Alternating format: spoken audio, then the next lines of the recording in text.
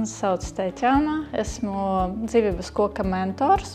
Saskarsme ar dzīvības koku es esmu nonākusi tad, kad manam vīram bija diagnosticēts vēzis, un tad tev liekas, ka visa pasaule apgriež kājām virsū, un tev liekas, ka tev nav neatbalsta un nav zemes zem kājām.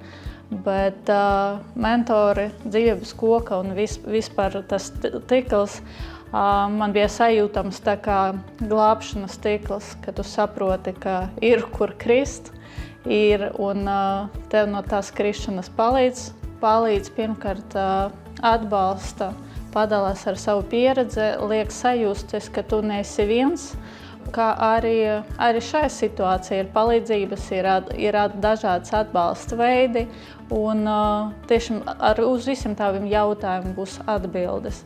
Līdz ar to es esmu ļoti priecīga, ka kaut kāda tumšajā naktī es atradu šo telefonu un uzrakstīju uz dzīves koku. Līdz ar to es šobrīd arī gribu dalīties, palīdzēt citiem cilvēkiem, kas nonākuši šajā situācijā.